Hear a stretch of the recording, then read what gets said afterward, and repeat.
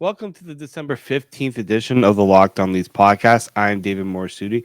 And on today's show, I'll be previewing tonight's game against Anaheim Ducks, which has all the makings of a trap game and a potential trade target for the Toronto Maple Leafs ahead of the trade deadline. I'll explain that and more on today's edition of Locked On Leafs. You're Locked On Maple Leafs, your daily podcast on the Toronto Maple Leafs. Part of the Locked On Podcast Network. Your team every day.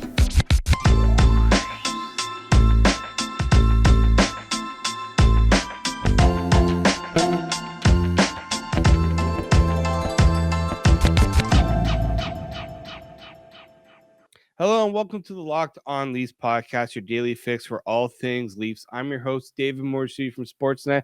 Mike DiStefano is on vacation this week, so I am running things, but we still have lots of great Leafs content for you. Remember that Locked On Leafs is a daily Maple Leaf-centric podcast, so be sure to subscribe for free wherever you get your podcast from, and you can now catch us on YouTube, so make sure you go and hit the subscribe button, get notifications. We are over 2,300. Great job, everyone. We want to continue to push up. Really, the main goal, next goal is 3,000. So keep helping us spread the word and tell all your friends to make sure they go and subscribe to the Locked On Leafs podcast. All right, so we got Leafs back in action against the Anaheim Ducks. Yes, those same Anaheim Ducks that the Toronto Maple Leafs lost not too long ago on that California road trip. Probably one of the more when you were talking about the Leafs and their struggles to start the season, it was the loss against the Anaheim Ducks that almost had everybody in a frenzy, right? A lot of people wondering if trades need to be made. Should Sheldon Keefe be on the hot seat or even fired at that point? Things have kind of changed since then. If you haven't noticed, that loss kind of sparked this whole kind of resurgence for the Leafs, where they just looked like one of the best teams in the NHL. And funny enough, the Anaheim Ducks still look like one of the worst teams in the NHL.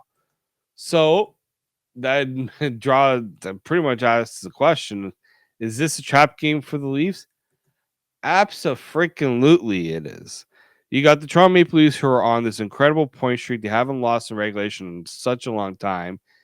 Then you got the Anaheim Ducks, who remain they only have one regulation win this season. And just for you, so you tell, the Leafs lost that game in overtime. So they weren't the team that lost to Anaheim in regulation, but Anaheim has one regulation win in 29 games.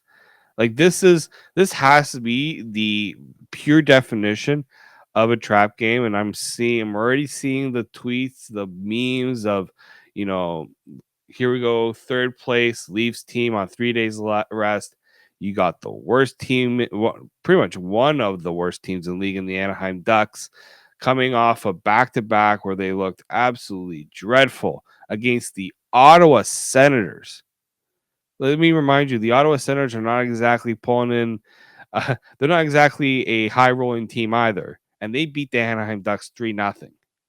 So, if I have one favor to ask the Toronto Maple Leafs today, don't make yourself a meme and do not lose this game in an embarrassing fashion. Now, what gives me some hope that the Leafs will actually do well in this game is what they've done in all these games prior, right? You saw what they did against a team like the San Jose Sharks. That one was a little bit of a closer game than it needs to be, but San Jose is a better team than Anaheim. The LA Kings winning that game, right? 5-0. That's the type of performance you think we probably be more likely to see from this Leafs team. But of course, nothing is ever guaranteed in the NHL. You still have to go out there and do your best. Okay. Since just to give you more context from what happened the last time the Leafs lost to Anaheim, they have gone 14-1-4 in the 19 games after that. 14-1-4, one regulation loss in that period. So the Leafs have, by all accounts, that game, that loss to Anaheim, kind of served as a wake up call for everything that has happened up no up until that point. It felt like something like the team finally realized we need to start turning this thing around. So part of the reason things got turned around, you got your goaltenders back because Eric Shalgren was one in net in that night, and he was in net pretty much that whole California road trip. Ilya Samsonov will put his, I hate to say it, his undefeated home record on the line. Now, I'm not one really to jinx. I don't think I'm usually a jinx type of person. Other people have said I am. I have all the faith that Ilya Samsonov can keep this streak going against the Anaheim Ducks. Now, if he loses, I'm going to be the one blamed for it, or one of the people blamed for it, because now everyone's pointing that out there. But he's a perfect 7-0 at Scotiabank Arena. Sheldon Keefe said he's deserving of the start. And I mean, considering the rotation we've been seeing between Matt Murray and Ilya Samsonov, Matt Murray had his chance against Calgary, didn't have his best game. So it's no surprise that Samsonov is going to get the start against Anaheim. Looks like Wayne Simmons will be a healthy scratch. They're going to keep pretty much the same lineup against Calgary. I didn't see full line rushes, but Simmons was in a gray scratches jersey. That means Joey Anderson will get another game, and that's a very interesting development because the only reason why Joey Anderson was up in the first place was because of Pierre Engvall getting hurt. Sorry, not hurt, suspended. Nick Robertson getting hurt, which led to the call up. And now this could totally change. And Sheldon Keefe might decide to put Dennis Malgin over Joey Anderson. It's very because now that we really think about it, where will Joey Anderson play? I don't think it's gonna be on the fourth line. Because Joey Anderson did take Pierre Engvall's spot on the third line, and I would assume Engvall gets back in on that third line spot. So I'm really hoping that Joey Anderson does get back in the lineup here because I feel like he had a pretty good effort against Calgary. So the way I kind of see things is I see and lineups in practice because they didn't post the lineups in morning skate, but the lineups during practice the day before had Malgin with Tavares and Marner, Engvall back on the third line, and Holmberg, Aston Reese, and Anderson. So I'm assuming that's how the fourth line will be played. Sheldon Keefe seemed to be very high on Anderson, thinks that he should get a bit of a run here. So you want to start to see some of these guys make the most of their opportunities. So hopefully that is something that Joey Anderson can start to do here in Toronto. So those are kind of some of your lineup updates going into this game. It looks like the defense will remain untouched. Jordy Ben has been skating, but I don't see him coming back earlier than they want him to because that was not a great injury that he suffered. He clearly played through an injury too. So I would assume that unless an injury happens or something else, they want to give Hollowell another chance. I think you're going to see this defense sort of stay the same going forward for the next little bit. So that's it for the lineup updates for this game. I will give you my keys to the game and what the Leafs need to do to avoid this whole trap game scenario. But before we do, I want to tell you about today's show sponsor, and that is betonline.net, your number one source for all things betting. Get the latest odds and trends for every professional amateur league out there, from pro football, college, basketball, World Cup, hockey. All can be found on betonline.net. If you love sports podcasts, you can even find those on BetOnline as well. They are the fastest and easiest way to get your betting info. Head to the website today or use your mobile device to find more. BetOnline, it's where the game starts. Welcome back to the Locked On Leafs podcast. David Morassutti here, flying solo with the Stefano here. I am working on confirming guests for the week. There's some guys who are who want to join me, they're feeling a little like I was under the weather, and they wanted to make sure that they are at their best for the show. So I really do appreciate that. I do have a couple of things in the works here, so I am hoping to have a guest come on and provide a little bit of support. And back and forth banter is always great. I always like having guests on the show. But for today, I wanted to go solo to just get this up. I wanted to see what the goaltending situation was going to be like. So a little bit of a quick pod from me today. So let's talk about our keys to the game against the Anaheim Ducks. The best one to be being, look, you had a 3-1 lead against the Anaheim Ducks in the last game.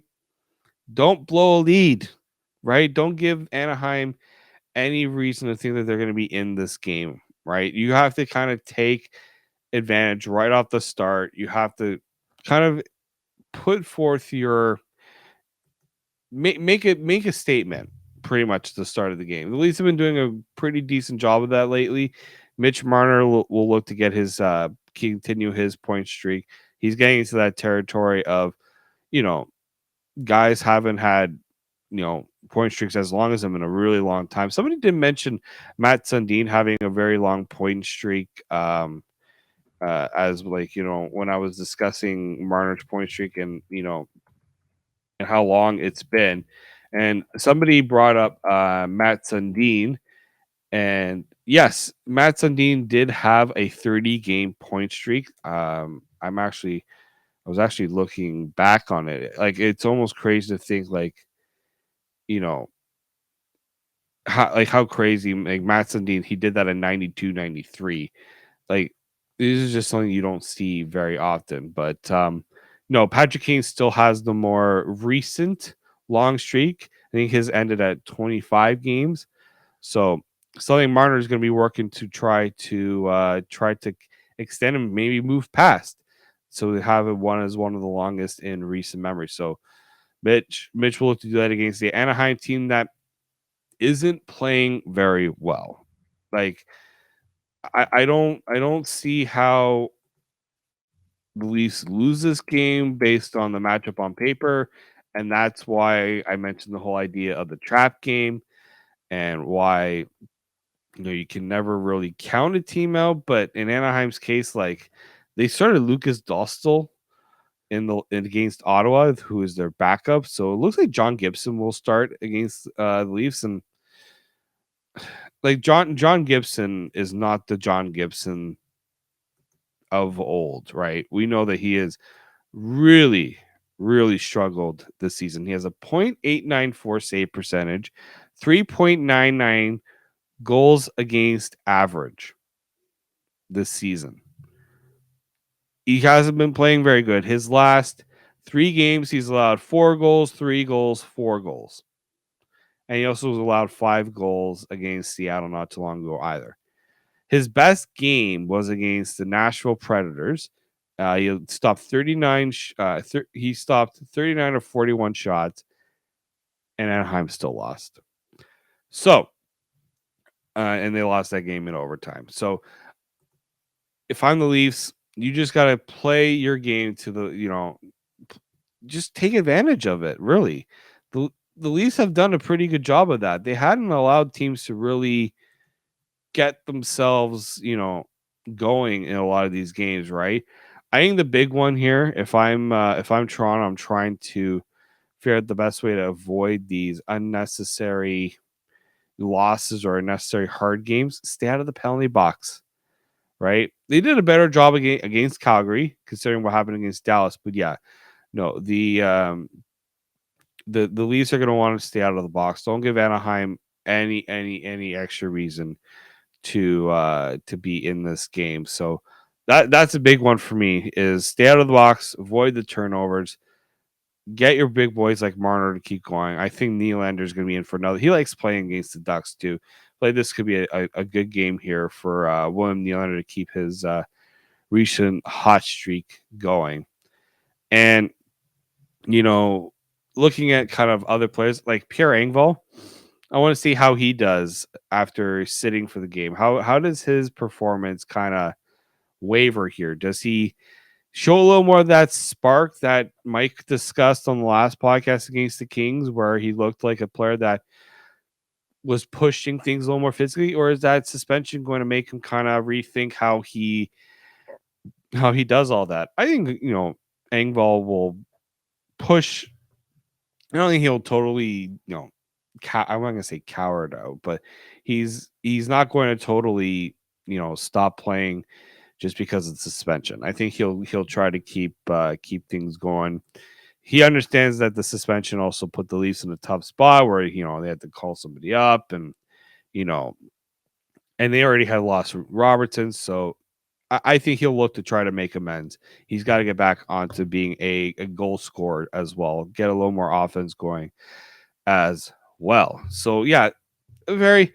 This is a game where I think the Leafs, like, it should be 2 points. Like I look, and the reason why this game is actually kind of important for Toronto is they got to still chase Boston in the Atlantic Division. Okay, Toronto's 3 points behind, but Boston still has 2 games in hand. And Boston, they lost that game against the Coyotes, which kind of helped the Leafs reclaim some of that the distance there. But they won against the Golden Knights. They're not losing to good teams right now. They're just not. Well, they're not really losing. Period. Right. So, the Leafs have to do their best to try to stay close and hope that a couple losses here and there can help the Leafs kind of bridge the gap. The Bruins do have some tough games coming up down the road. They got the Jets, who have been pretty decent this season. They got the Devils twice to end the month of December. But they also have games against teams like Columbus, Ottawa, LA. So the Leafs are going to have to do their best to kind of keep themselves within shouting distance here. And look, the reason why this is so important is right now the Leafs would be scheduled to face Tampa in the first round again. The last thing you want to do is lose out on first place by a few points, and you come back and you look at a game like the Anaheim Ducks as a reason why it didn't happen. The reason why they didn't finish first in the division. Okay, so if I'm the Leafs, that's your motivation right there. Get out. Let Boston face Tampa in the first round. Okay, that should be the motivation right there. So we'll see. Hopefully, the Leafs can get that done against Anaheim tonight. Ilya Samsonov, let's see if he can also continue his perfect record at home. All right, on the other side, I got a couple of interesting topics to discuss. One being a potential trade target I've heard thrown out there involving the Leafs and whether it actually makes sense for a few different reasons, and a interesting way that Mitch Marner has been honored, or just something, a little limited edition potential Christmas gift idea that I've seen, but maybe not one I would recommend people to get. I'll explain that and more on the other side, but let's take one more break. This is the Locked On Leafs podcast, part of the Locked On Podcast Network.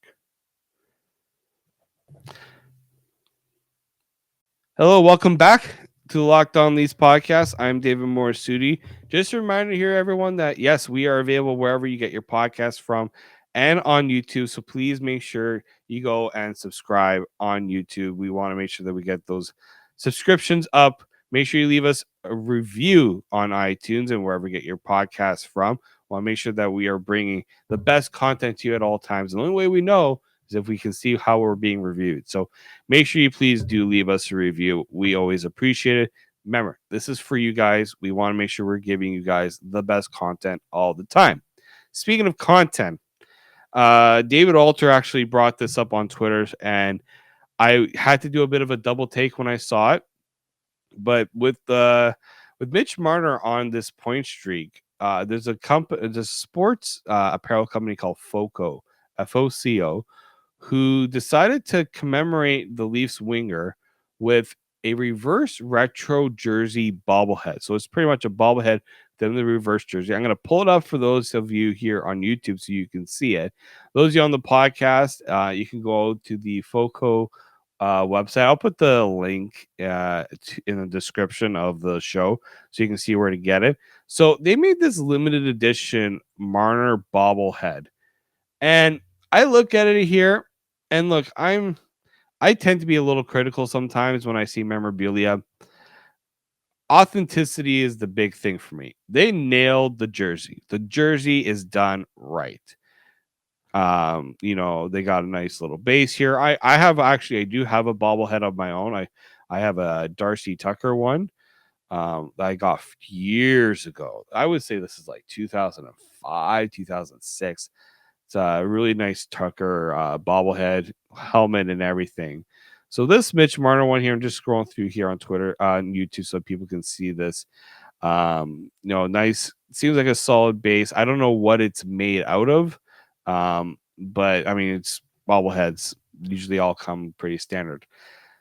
It is very tough. I understand it is very tough to get the face and hair to be very authentic to what a player looks like, which is why I kind of prefer helmets for hockey player bobbleheads, because then you avoid any criticism about the hair.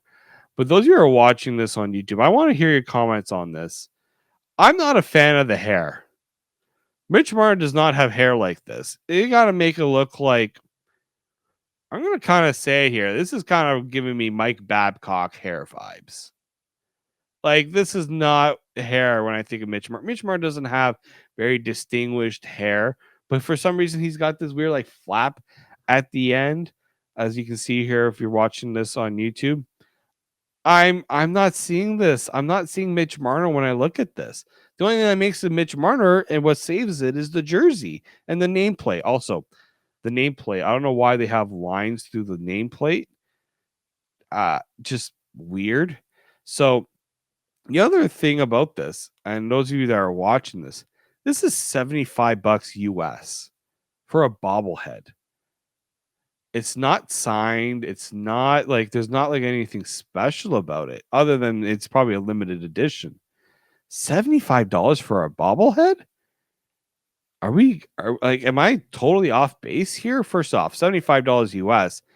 Kick that up into Canadian. You're getting it closer to the $90 range for a bobblehead. I'm not seeing this, folks. I'm putting the link so you guys can go and see it for yourself, but I think this is a total miss. And this just seems like a bit of a cash grab, in my opinion. Trying to capitalize on Mitch Marner's big streak going on right now. I think that's very weird. I would advise against buying something like this. I know some people say, "Oh, this would make a great Christmas gift." Not at that price, in my opinion. You'd be better off buying something. You're not far off from buying a jersey. I know, Leafs jerseys are go up to a few $100s, but there's other things you can buy Mitch Marner wise. I would advise you to get over this bobblehead personally. So, if the company that made this wants to come after me for it, I have no problem, because I will debunk that this is a bobblehead I would recommend people to get. Not a fan at all. Now, I did mention that there's a trade target being kind of, apparently the Leafs have a connection to, and that is Bo Horvat of the Vancouver Canucks. So where is this all coming from? Well, Bo Horvat recently rejected a contract offer made by the Canucks, according to Rick Dewally, of Czech TV, I think it's CHEK TV. He said that the Canucks made an offer recently and it was rejected. Not surprising, because it seems like Horvat and the Canucks have had, it's just been a tough period, not just for the Canucks on the ice, but off the ice too, because there's just a lot. It's just been a very weird season for that team where, Bruce Boudreau's pretty much been on thin ice since the start of the year. Him and JT Miller seem to be kind of a bit at odds right now. JT Miller, who the Canucks had signed to a 8-year, $56 million contract, so $8 million a season. And I don't know what they've offered Bo Horvat. I haven't seen the number there. My assumption is because Bo Horvat's been playing so well that it's got to be somewhere in that neighborhood. Maybe a little. Maybe they're trying to get him to take a discount, but yeah, like the Canucks are in a real pickle where they right now. I think they got to trade their captain because if he's not signing an extension, you're not losing him for nothing. The Canucks are not going anywhere this season in terms of competing. They've they've just been brutal, brutal. I mean, the fact that really the reason why they're not as far down the standings as they are is because they're not tanking like teams like the Ducks, the Blackhawks, the Coyotes. Like they have 27 points, the Coyotes have 22. That's not the if you want to get an idea of how things have been going for Vancouver. And the tough part here for like Bo Horvat is he's actually been pretty good this season. He has 20 goals in 28 games. Of those 20 goals, half of them have come on the half of them have come at even strength. So he's not just playing, it's pretty decent, but that's also a lot of power play goals as well. I mean, the Canucks, he's like one of the featured members of that team. So it's not surprising. We know Bo Horvat's reputation as a very good defensive forward, really good on the faceoffs. You can trust to have him out there in any situation. He plays over 20 minutes a night in Vancouver. David Pagnotta from the fourth period, he said that a team like the Leafs have interest along with the Colorado Avalanche, New York Rangers, and Dallas Stars. As soon as you hear the Avalanche are involved, in my opinion, that pushes the Leafs way down a peg because Colorado has a more desperate need for a centerman than the Leafs do. If you look at kind of how their lineup is, New York certainly has more assets than the Leafs to play in all this. But here's why I'm not totally on board with the Bo Horvat trade for a couple reasons. Where would he play in the lineup? You're not moving John Tavares off the second line. I'm assuming Bo Horvat, if he's coming, he's playing center. Bo Horvat as a third line center, I don't think that's what he'd want. I mean, he won't have. I don't think he'll have much of a choice where he plays in the lineup. But I would assume that he's going to want to make sure that he is putting himself in the best position to earn the best contract. And now he doesn't have a no trade clause, so he can't say I'm not going to go to Toronto. I'm sure that the Canucks are going to have some talk with the team because there's another kind of scenario here where whichever team trades for Bo Horvat, they might consider signing him. And if you're the Canucks, you may want to see if you can get a little bit more, like almost like a Mark Stone type of thing when Ottawa traded him to Vegas and they made sure to get a little bit more. And because Vegas signed him to a deal almost right after trading for him. So, but at the same time, if you look at the teams that are involved, all those teams are capped out in a way. I don't see them being able to offer Bo Horvat a big contract. So I don't think that's going to be an issue in terms of price. I when I look at like Bo Horvat has done a great job. He's been very good this season, but and you know what? He's been a very good playoff performer. If you look at that, the last time that the Canucks were in the playoffs, Bo Horvat, it was one of their better. It was like him, JT Miller, Thatcher Demko, Quinn Hughes were kind of leading the charge when it comes to the playoff production there. He had 10 goals in 17 playoff games, 12 points. It's funny because he's like during the regular season, he's like even or just more of a playmaker and goal scorer. In the playoffs, and especially this season, it's been goals and a few assists. It's very weird for Bo Horvat. But like the production is there.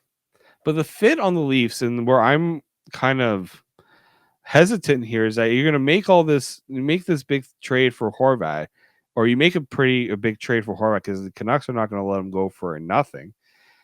he's not going to play on the top power play, and he's already got 8 power play goals this season. So he's a guy that clearly wants to be on the power play and producing there. Um, you're unless he's playing second line left winger, which you're not putting Bo Horvat at winger. He's a center. That's his role. And you're not gonna spend all that to have him on the third line. So this is where I'm confused a little bit about hearing the Leafs as a potential fit. Maybe they felt that it would help with Tavares a little bit here, and they can kind of move these guys around a little bit. But I think personally what the Leafs should be focusing on more so is that second line winger / third line role. That's where I think, and Mike and I kind of discussed that. We didn't put any targets together, but we will get to that eventually. Like, I think the Leafs would be better off doing that. Whoever they bring in, he can be on that second power play unit. He can play those minutes at 5-on-5 on the second line left wing. So that's where I think I think the Leafs really need to look more into that area. I think people need to be a little more. They'll see the big name like a Bo Horvat. You kind of have to pump the brakes a little bit there. You have to kind of realize what's the right fit here. I just don't think the fit is there in terms of what his role is in Vancouver and what his role would be on the Leafs. Not saying I wouldn't like Bo Horvat on the Leafs. It's just based on what this team needs. I still think you can go out and use those assets to get a bigger winger. I would like a big size winger that can score, and maybe a depth defenseman, a la Luke Shen from Vancouver on the Canucks. He's a guy I wouldn't mind seeing the Leafs getting as a potential depth option, in case of injuries. Other than that, I don't think that fit is truly there. So we'll see where we'll see where it goes. It's lots of time still before the trade deadline. I know the Leafs like to make those decisions early, but I think there'll be some time before we have those discussions. All right, I think that'll do it for us today here on the podcast. Thank you all for listening and supporting the show. You can subscribe to Locked On Leafs wherever you get your podcasts from, and make sure you continue to subscribe so you continue to receive daily Leafs content. Follow myself on Twitter at @D_Morassutti. Follow Mike at Mickey_Canuck, and follow the show at Locked On Leafs. We'll be back with another episode Wednesday, where we will hopefully be talking about a Leafs win against the Anaheim Ducks and not them suffering in a trap game. But I have all the faith here. We have all the faith here of Locked On Leafs on the Leafs. So until then, keep it locked right here on Locked On Leafs.